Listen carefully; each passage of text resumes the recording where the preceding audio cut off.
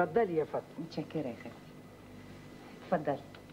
المبلغ ده تديه لحسين وتقولي له فاطمه بتقول لك كتر خيرك.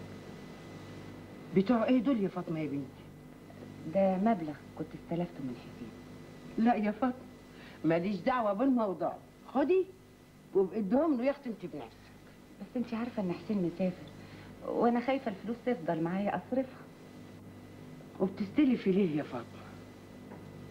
ده انا سمعت ان جوزك غني قوي ومقتدر. ولا هو يا بنتي ايده ناشفه معاكي؟ لا ابدا يا خالتي، انا لما احتجت الفلوس جوزي كان مسافر وما لقيتش قدامي غير حسين. تكونش يا بنتي مراته التانية هي اللي مقاسيه قلبه عليكي؟ مراته ما تعرفش ان هو متجوز واحده تانية. انت نسيتي ولا ايه؟ طب يا بنتي لما تخلفي منه عيال مش هيحملوا اسمه؟ طبعا. في السر برضه؟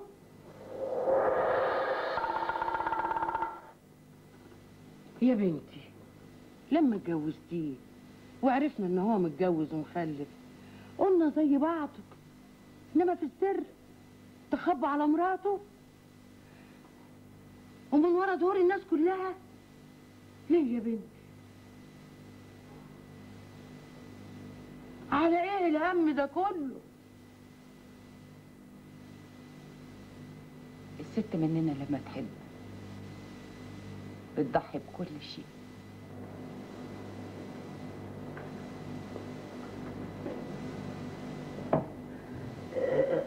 انا كنت خايف لا تكون سعادتك زعلان مني. زعلان من ايه؟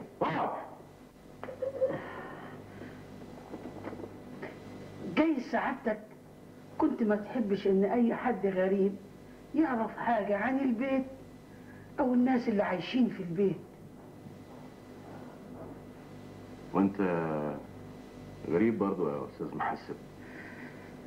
انا خدام سعادتك يا دكتور محمود بيه. وطبعا عرفت كل حاجة عن البيت واللي عايشين فيه، مش كده؟ طبعا يا سعادة البيه، محسوبك مفتح برضه.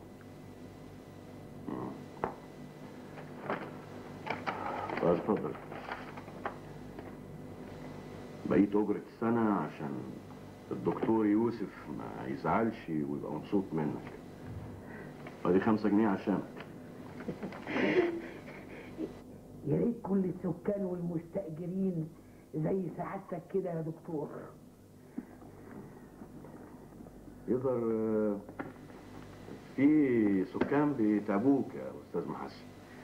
والله يا سعادة البيه هما فيهم ناس طيبين زي سعادتك كده، لكن بعد عنك وبعد عن السامعين فيهم ناس يستاهلوا الحرب. طيب الناس اللي وزوك عشان تعرف مين اللي عايش في بيتي في جاردن سيتي من اي نوع يا استاذ محسن؟ الناس مين يا سعادة البيه؟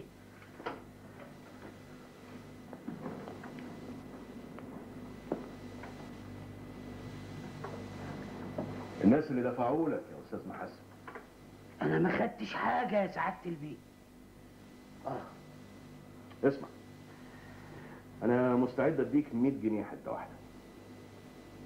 100 جنيه هتديهم لنا يا بيه؟ لو قلت لي مين الناس دول. طب ممكن تديني ال 100 جنيه؟ اتكلم الاول. السكرتيره بتاعت سعادتك يا سعاده البيه. ليلى. هي اسمها ليلى؟ انا ما كنتش اعرف اسمها قبل كده. ايه اللي يخليها تعمل كده؟ دي ما تعرفش حاجه عن شقتي في جاردن سيتي. هو السؤال ده داخل المقاولة يا سعادة البيه؟ اتكلم وبلاش استعباط. شوف يا سعادة البيه، أنا جيت لك هنا عادي زي ما كنت باجي لك قبل كده عشان أفكرك بالإيجار المتأخر. قمت قابلت الست السكرتير قالت لي ان سعادتك مسافر اوروبا، وقالت لي انت كنت عايزه ليه؟ قلت لها عشان ايجار شقه جاردن سيتي اللي سعادتك مأجرها عندنا. اول ما سمعت الكلام ده مسكت فيا وقالت لي انها مستعده تدفع لي مكافاه 10 جنيه لو عرفت لها مين الناس اللي عايشين في الشقه المذكوره. وخدت منها ال10 جنيه؟ لا، علشان الست اللي في الشقه ادتني اتعاب 10 جنيه. قلت كفايه يا واد يا محسب. قنوع قوي. وليه ما خدتش من ليلى؟ عشان ما رجعتلهاش تاني. ليه؟ خفت. خفت من ايه؟ عشان شميت كده ريحة ما عجبتنيش في كلامها. قلت ما فيش داعي افتح على نفسي فتحة ما اقدرش اسدها بعد كده.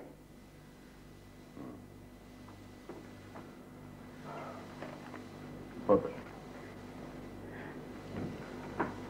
ادي ال100 جنيه هم، ولو انك تستاهل 100 قلم على سدادك. ها؟ انا مش عايز اشوف وشك تاني بعد النهارده. سامع؟ اتفضل. يلا يلا.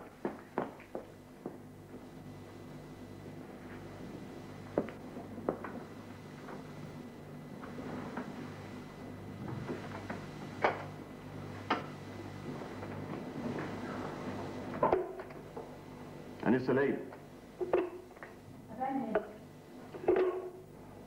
تعالي لي، أنا عايزك. حاضر.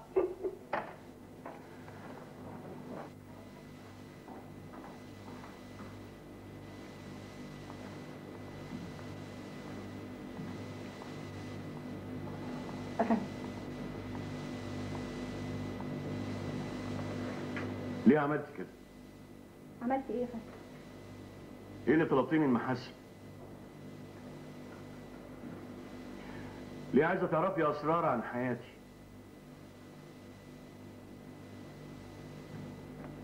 عايزه تعرفي المعلومات دي لحساب مين؟ مش لحساب حد. امال يهمك ايه تعرفي مين اللي ساكن في جاردن سيتي؟ ما يهمنيش ابدا. لكن يهم ناس تانية انت بتشتغلي لحسابهم. مين الناس دول؟ والله ما في حد. ده انا اللي عقلي وزيني قلت اعرف انت مأجر الشقه دي مين. عرفتي؟ لا ابدا، محاسب ما رجعش تاني وانا نسيت الحكايه كلها. لسه ليلى. افندم. انت في اجازه من النهارده. اجازه؟ بس انا ما طلبتش اجازه. انا اديتك اجازه ولمده شهر. شهر؟ ما تخافيش، مرتبك هتصرفيه. طب وبعد الشهر؟ جايز تطول. اتفضلي روحي. طب انا كنت عايزه اقول حاجه. اتفضلي بالسلامه.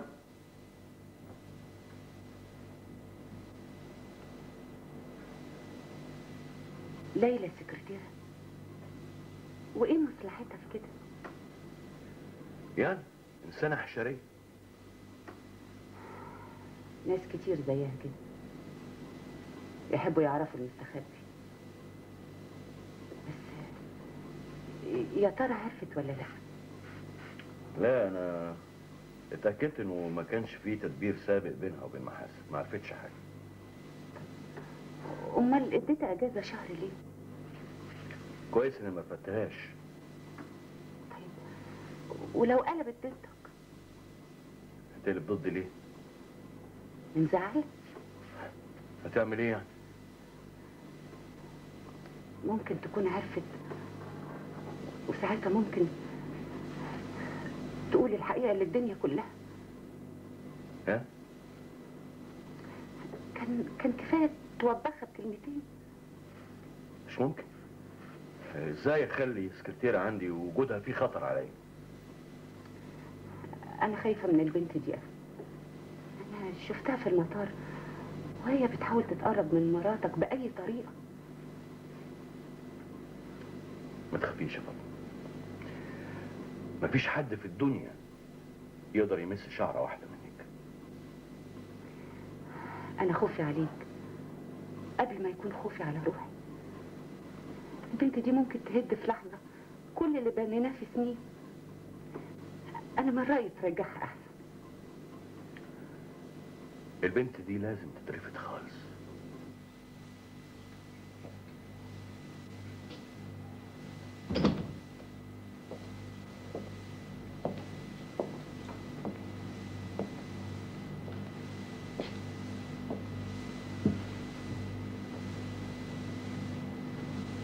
السلام عليكم ورحمة الله.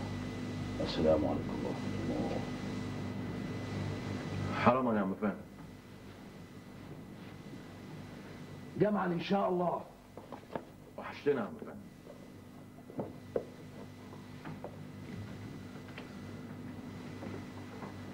والله يا ابني أنا كنت هاجي لكم بكرة عشان كمان أشوف البيت الصغير. إزاي يا رشدي بيه؟ كويس. هو كمان بعت لك السلام معايا. ربنا يخليه كده ويكبره وأشوفه كده دكتور زي أبوه يا رب. في حياتك ان شاء الله يا عم فهمي. وإزاي ست والدته؟ ها؟ بخير والحمد لله. وست فاطمة زيها؟ كويس. كويس الحمد لله. إيه يا ابني في حاجة؟ صوتك كده مش عاجبني. أنت متضايق من حاجة؟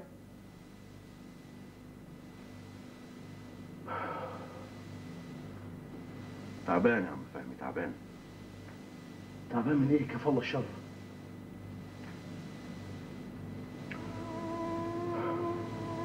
مش عارف. حاسس زي ما اكون مقسوم نصين.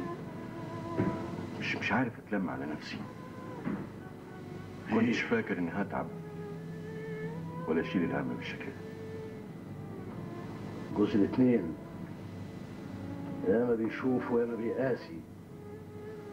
يا ترى مين فيهم اللي مضايقاك؟ ها؟ لا يا عم فهمي، المشكلة جوايا انا.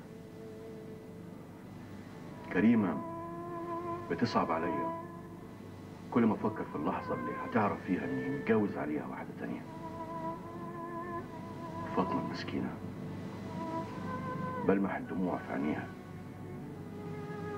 كل ما اسيب بيتها واروح بيت كريمة. اعدل بينهم يا ابني، ترتاح وتريح واعمل حسابك. ربنا سبحانه وتعالى بيقول: وإن خفتم ألا تعدلوا فواحدة. صدق الله العظيم.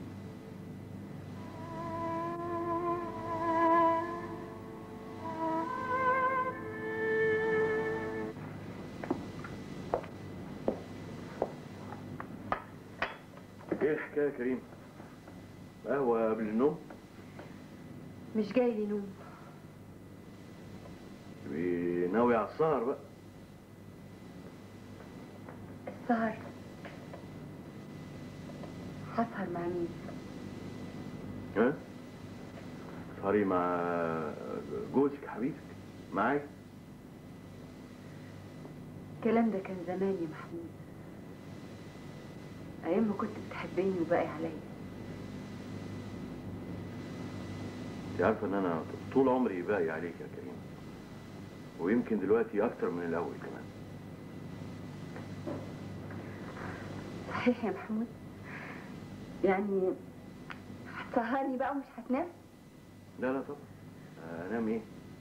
انا الليله دي عندي استعداد اسهر للصبح كمان. خلاص اقوم البس بقى قبل ما يكبس عليك النوم. تلبسي؟ امال هتخرجني كده بالروح؟ لا هو ده روب، انا افتكرته فستان سهر. حلوه جديده. انت هتتوب من دلوقتي. خلاص يلا اتفضلي.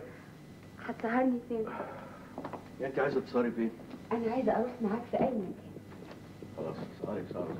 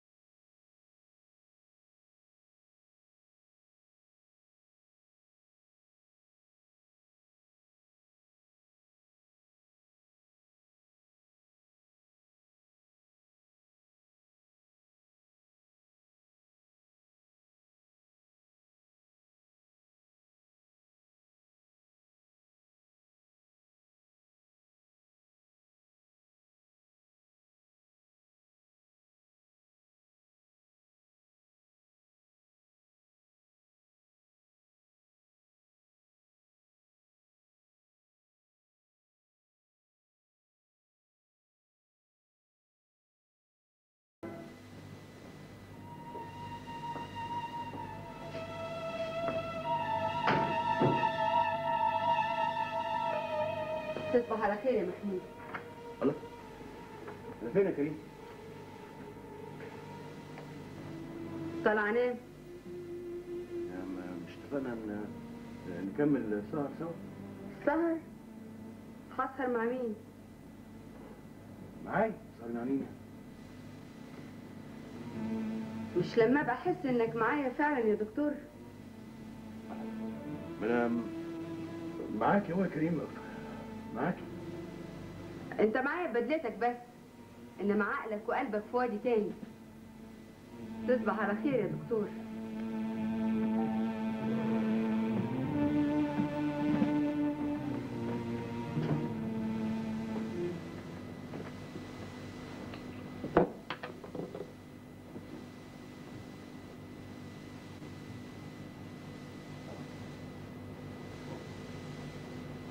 مبروك يا مدام.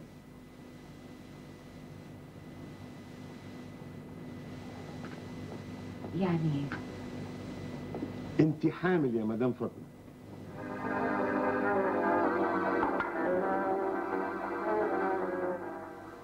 ويا ترى عايزاه ولد ولا بنت؟ بنت. انا عايز بنت. وافرض ولد.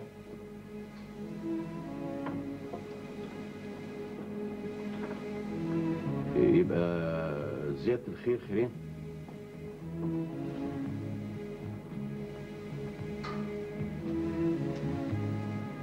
بتفكر في ايه؟ ها؟ لا ولا حاجة أبدا. اللي انت بتفكر فيه انا فكرت فيه قبلك. قصدك ايه؟ الطفل اللي جاي ده هيجيب معاه مشاكل احنا مش قدها. الطفل ملوش ذنب. المشكلة موجودة واحنا اللي بنهرب منها. اعتقد جه الوقت يا فاطمة اللي لازم نعلن فيه جوازنا. لا يا محمود، اوعى تعمل كده. ليه؟ كريمة لو عرفت مش هتسكت. ابني لازم يتولد في النور. لازم الدنيا كلها تعرف مين ابوه ومين امه. مش لازم يتولد خالص. اتجننتي؟ ازاي تقولي كده؟ ازاي تفكري بالشكل ده؟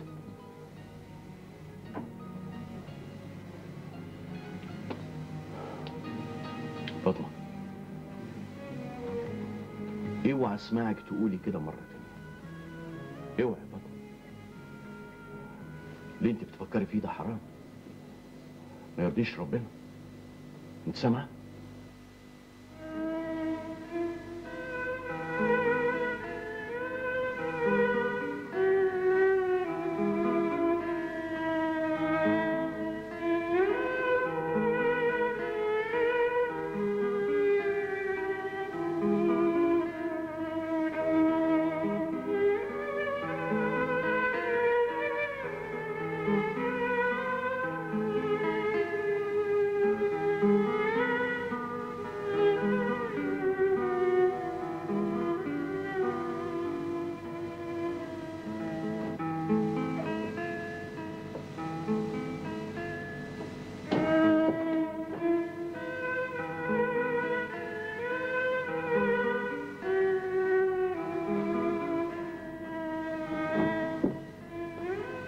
الحمد لله على السلامة يا دكتور.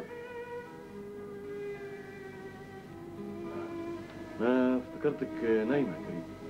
انت رجعت تسهر بره وتتأخر تاني يا محمود. اعمل ايه؟ كان عندي شغل. شغل لغاية دلوقتي؟ انت عارف الساعة كام؟ الساعة 2 إلا 5. يا سلام، ومالك حقاني قوي كده؟ مش مكسوف؟ في راجل متجوز بيحترم نفسه ومراته وبيته وابنه يرجع كل يوم والنهار طالع؟ ما تتكلم ولا مش لاقي حاجة تقولها؟ هي يا كريمة، وفي حاجة مهمة أنا عايز أقولها لك. أفندم، عايز تقول إيه؟ كريمة، أنا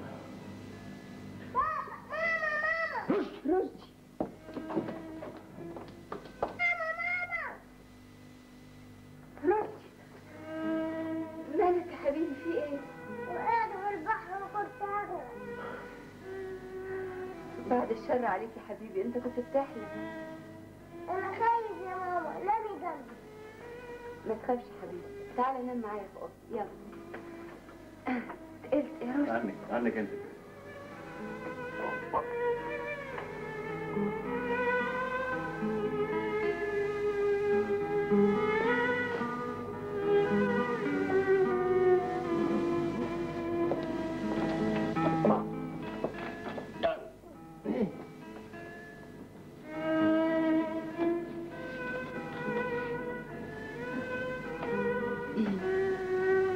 كنت عايز تقولي ايه يا محمود؟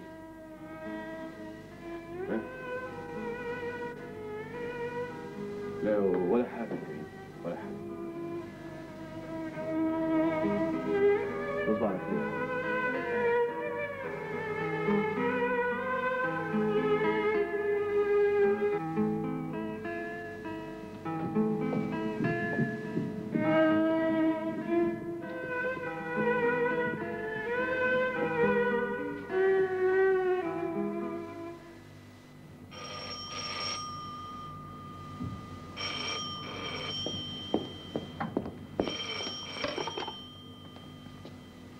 الو.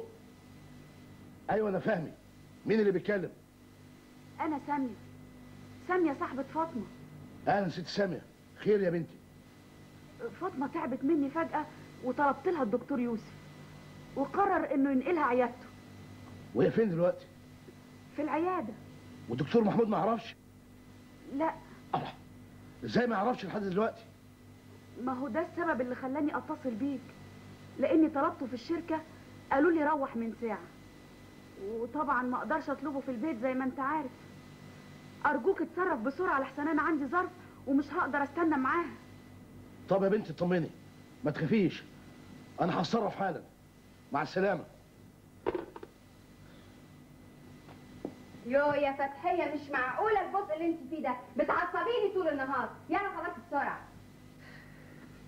غريبة البنت دي، بطيئة بطء مش ممكن. يلا. ايوه يا محمود، انا فضيت لك اهو.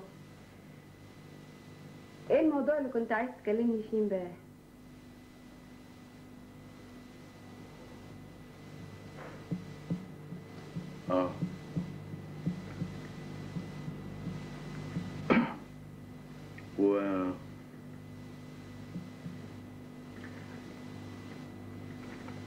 كنت عايز اتكلم معاكي في موضوع حساس شوية، انا مش عارف هيكون رأيك فيه ايه. قول يا محمود، اتكلم.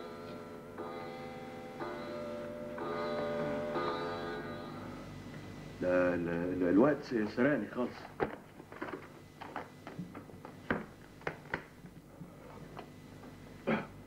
هتخرج؟ ضروري. من غير ما تكلمني عن الموضوع اللي كان شغلك؟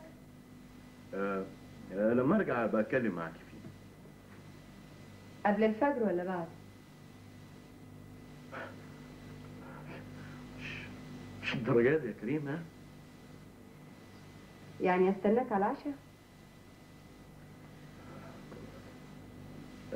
يعني حبيبتي اذا اتأخرت عليكي اتعشي انت ورشدي، مفيش داعي تعذبي نفسك. طبعا يا حبيبتي.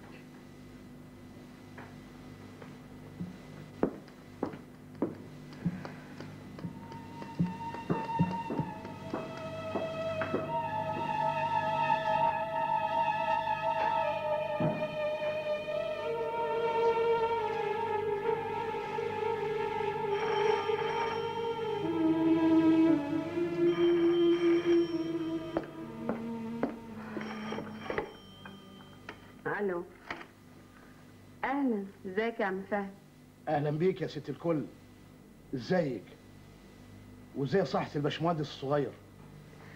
بخير الحمد لله، ازيك انت؟ ماشي والحمد لله. لو سمحت تخلي الدكتور محمود يكلمني. لا، ده محمود خرج من شويه. ما تعرفيش راح فين؟ بيقول عنده شغل. في حاجه؟ لا ابدا، انا بس كنت بطمن عليه وعليكم، والحمد لله اطمنت عليه وعليكم. سلام عليكم.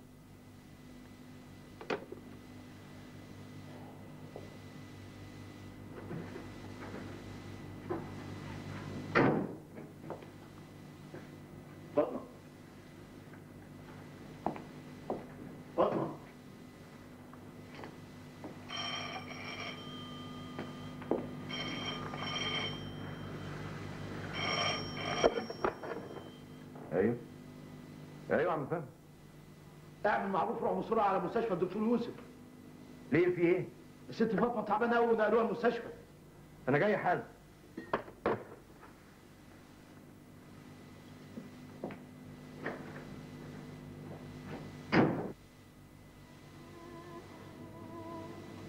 البيت دكتوره.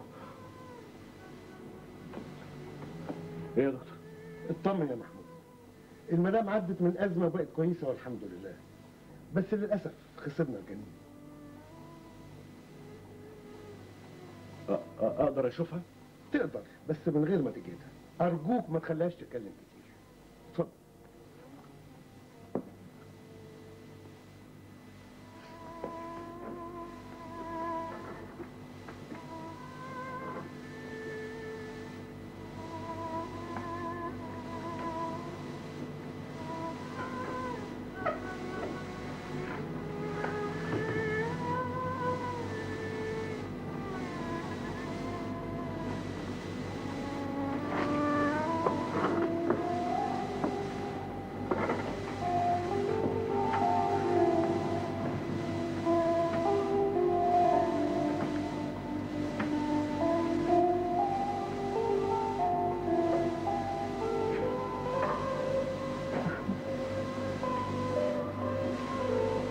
الحمد لله على سلامتك يا حبيبتي. انا اسفه ان كنت. ما تفكريش في حاجه ابدا، تقدري تروحي بيتك بالسلامه.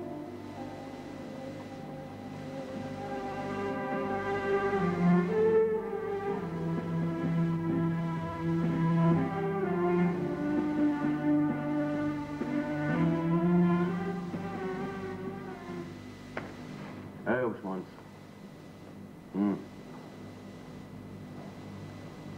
طب ليه ما طلبش كده من الاول؟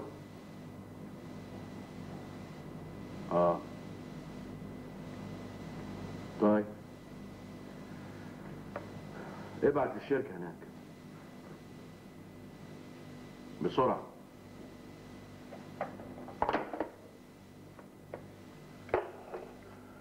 أنيسة ابتسام، تعالي بسرعة.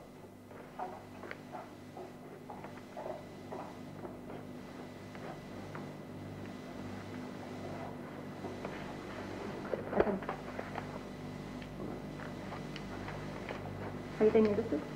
لا متشكر.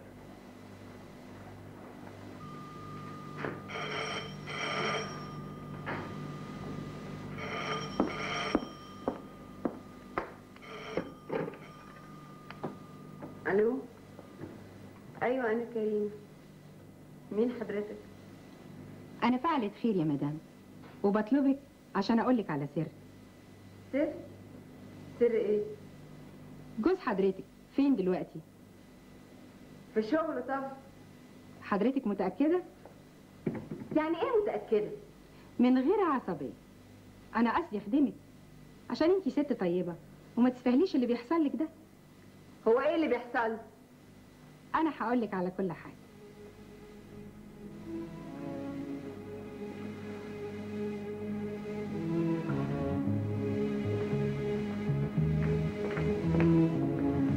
تأخرت عليك؟ لا أبدا يا حبيبتي.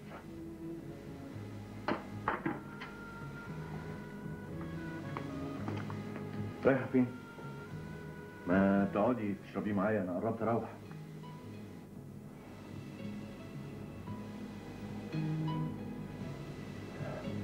أنا آسف يا فاطمة. لا أبدا، مفيش. هي دي الحقيقة. الحقيقة إن هنا بيتي وهناك بيتي.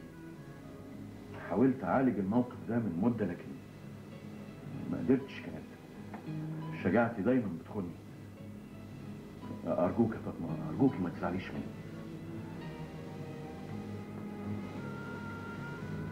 ومين قالك اني زعلان؟ انت عايز تزعلني بالعافية؟ انا عمري ما طلبت منك تعلن الحقيقة لكريمة ولا لأي حد في الدنيا. يا حبيبتي يا فاطمة، انت أحلى وأعظم إنسانة بحياتي. انت بتدلعني قوي يا محمود. سيبني بقى اشوف شغلي، انا ما احبش اشوف حاجه مكركبه. ها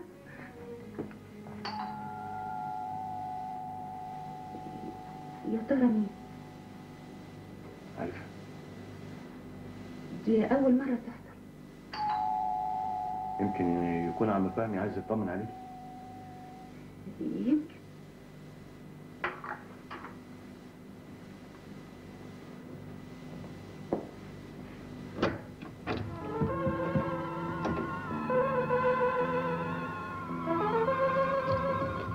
مساء الخير يا سعادة البيه.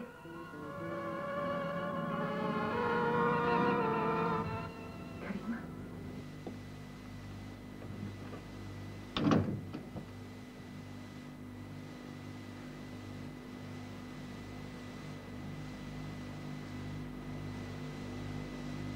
الشقة هايلة، موقعها ممتاز.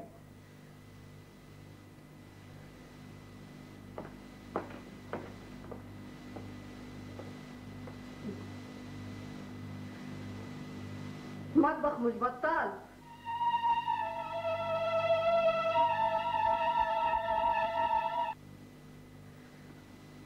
أظن هنا أوضة النوم، مش كده برضو؟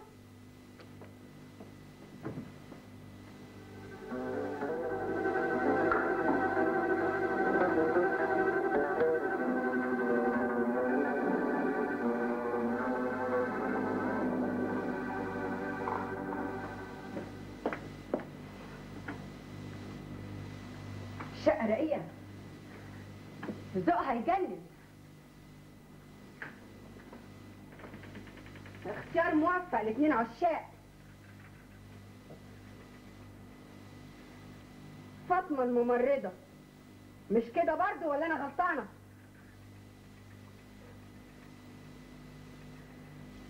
هي دي يا باشمهندس اللي كان اسمها دايما على لسانك؟ دي اللي عرفت تاخدك من ابنك الوحيد ومراتك اللي بتحبك؟ كريمه، دي اللي كنت بتسيبني انا عشان تسهر معاها كل ليله لغايه الصبح. كريمه اتفضل دي عني انا يا محمود. كريمه ارجوكي اديني فرصه اوضحك. المساله مش محتاجه شرح ولا توضيح يا باشمهندس. راجل متجوز عايش في الحرام مع واحده من بنات الشارع. من فضلك انا ما اسمحلكيش انك واضح ان لا عندك اخلاق ولا مبادئ ولا ضمير. عايشه في الحرام مع راجل متجوز. ارجوكي انا عايزه انت تخرسي خالص. ليك عين تتكلمي ولا تنطقي ولا تدافعي عن نفسك يا سافله يا مجرمه. كريمه، المفروض توطي تبوس الارض عشان تنشق وتبلعك. مجرمه. كريمه ارجوكي. نعم يا باشمهندس. بتتكلم؟ انت تلم نفسك وتسكت خالص. ما ترفعش عينك فيا يا غشاش يا منافق. حملتنها في فلوس الشركه اللي انت فاكر نفسك صاحبها وتشتري بيها شقه وعربيه وتصرفها على واحده سايبه زي دي. كريمه ارجوكي انت يا باشمهندس. انا كان المفروض قبل ما اجي ابلغ عنكم بوليس الاداب عشان يقبض عليكم ويرميكم في السجن انتوا الاثنين. وساعتها بقى شوف فضحتك هيبقى شكلها ايه يا باشمهندس. خلاص قلتي كل اللي عايزه تقوليه. انا هقولك بقى فاطمه دي تبقى مين. لا يا محمود ارجوك. لا يا فاطمه، لازم تعرف الحقيقه. فاطمه دي تبقى مراتي.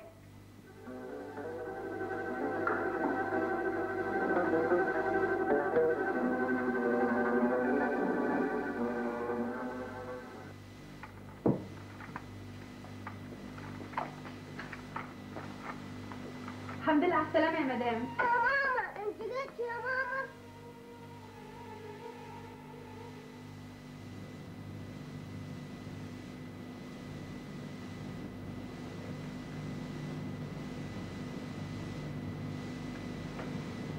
ده اللي كنت خايفه منه وبعمل له ألف حساب.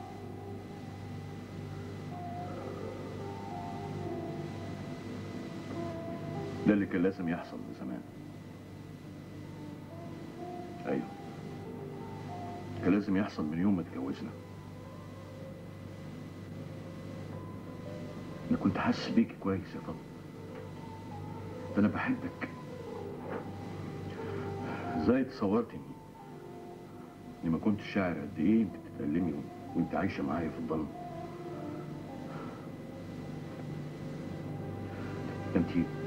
انت كنت عايشه مع الخوف اكتر مما كنت عايشه معايا، بس كان غصب عني يا فاطمه، غصب عني. ورشدي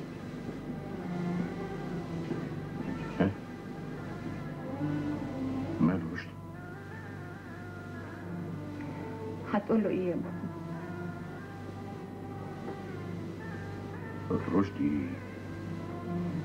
رشدي لسه صغير، بكره يكبر ويعرف ويقدر.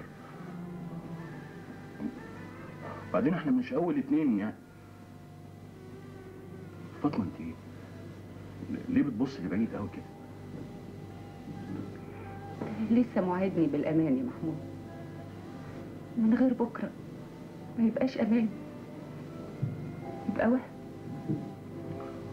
خلاص يا حبيبتي، كريم عرفت وكل شيء هيبقى طبيعي، واللي احنا عملناه ده من حقنا والشرع ما حرموش.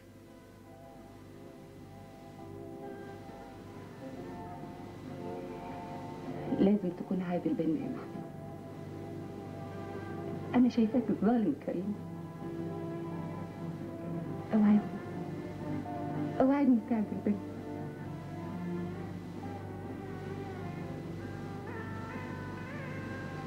كل ما بعرفك اكتر يا فاطمه، كل ما بيزيد حبي ليك اكتر. حاضر حاضر، اوعدك انها حاضر.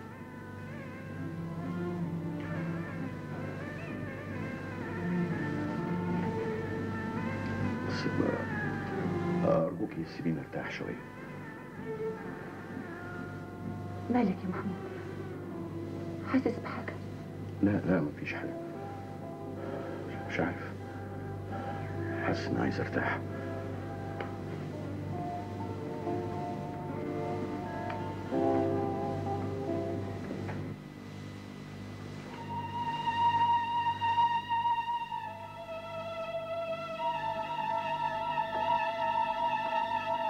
القهوة يا هاني. حطيها عندي.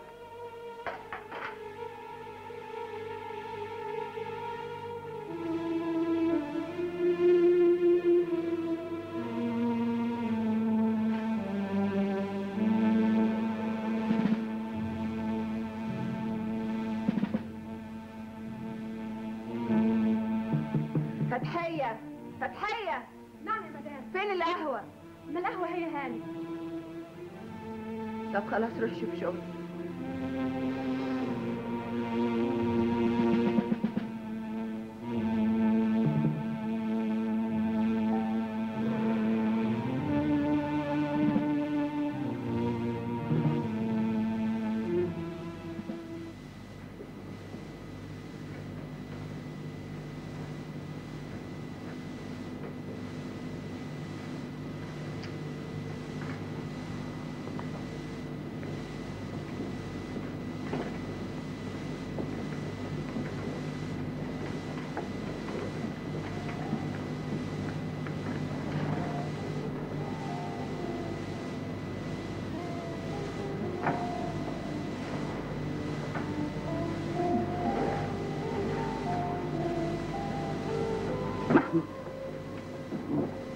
محمود كفاية تفكير بقى.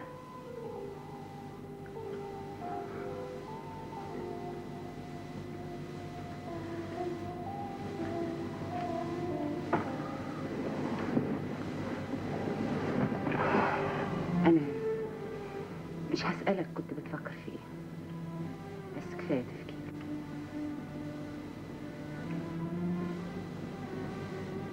هي الساعة كام دلوقتي؟ 8:30. صحيتك يجي 3 مرات، وكل مرة تقولي سيبيني ارتاح شوية. كنت محتاج ارتاح كتير. طب يلا يا حبيبي، اشرب قهوتك عشان تروح. ها؟ اروح؟ اروح فين؟ تروح بيتك يا محمود. زمانها قلقانة عليك، وأكيد رشدي مش راضي ينام إلا لما تروح.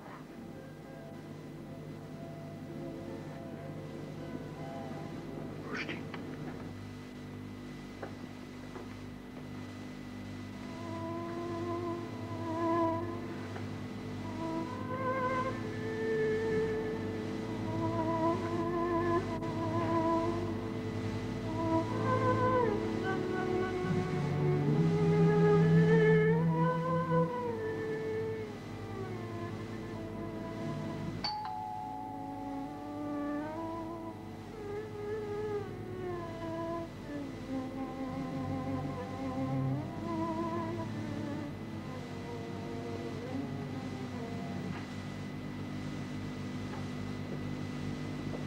مساء الخير.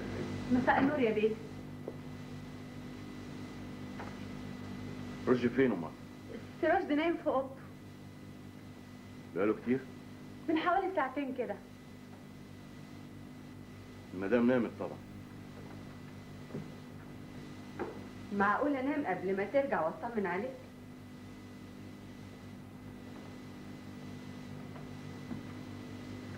حضري العشاء للبيه يا فتحيه. في ثواني يا مدام. مفيش داعي يا فتحي. حاضر يا بيه. طب روحي انت دلوقتي، لما عاوزك هبقى اندهلك. حاضر يا مدام.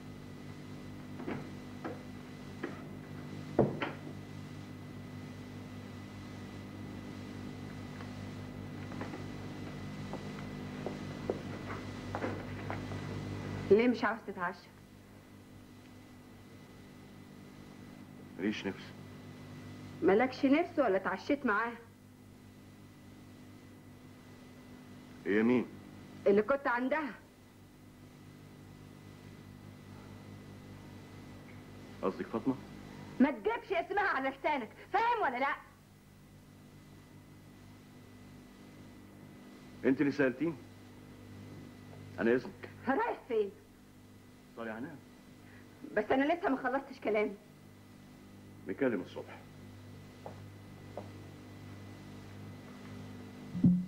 محمود استنى. يا فندم. انت ليه مش عاوز تتكلم معايا؟ عشان عارف اللي انت هتقوليه. مبروك يا باشمهندس.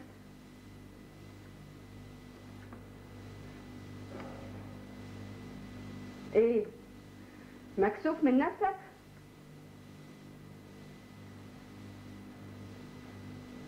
هو الجواز حاجه تكسف؟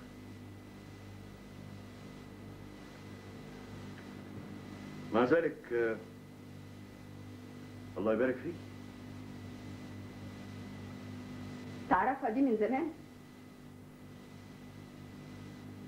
من قبل ما اتجوزك.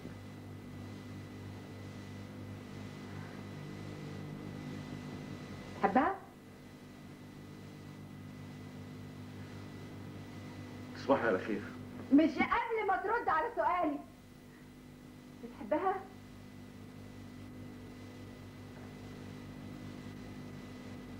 ما بتحبها؟ عينيك بتقول كده، كل حاجة فيك بتقول كده، حتى سكوتك دليل واضح على انك بتحبها.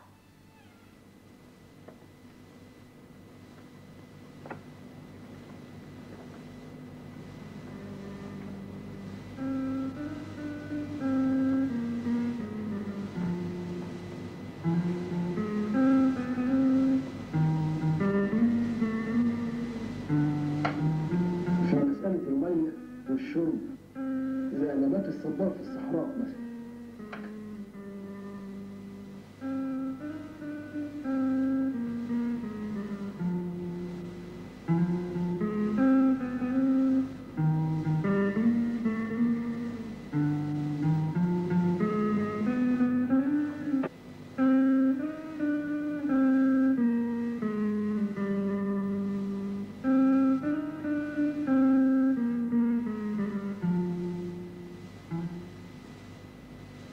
امال انا كنت ايه بالنسبه لك؟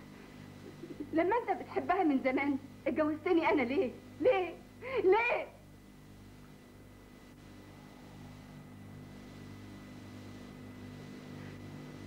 ليه عملت فيا كده يا محمود؟ ليه؟ ده انا عايزه لك صوابع العشرة شمس. عمري ما قصرت في حقك، كنت دايما تحت امرك وفي خدمتك. طول عمري بحبك وبحترمك وشايلاك في رموش عينيا، واخر ده كله يكون ده جزائي؟ تتجوز عليا انا يا محمود؟ تفضل على مراتك وام ابنك حته بنت زي دي؟ من فضلك يا كريمه، فضلك ما تنسيش انها مراتي. انا ما اقبلش الوضع ده. هي قابله وراضيه، لكن انا ما اقبلش. وانا تحت امرك. انت تحت امري سواء قبلت الوضع ده او ما قبلتوش. يعني ايه يا كريمه؟ يعني لازم تصحى وتفوق لروحك وتشوف بتكلم مين. ده انا كريمه يا محمود، كريمه اللي من غيرها كنت هتستنى شخص عادي، مهندس عادي، دخلك محدود ومركزك الاجتماعي محدود. كريمه، انت عارفه انت بتقولي ايه؟ تنكر ان هي دي الحقيقه؟ تنكر ان كل العز والمستوى اللي انت عايش فيه ده من فلوسي انا؟ تنكر ان المركز اللي وصلت له ده كله من شركتي انا؟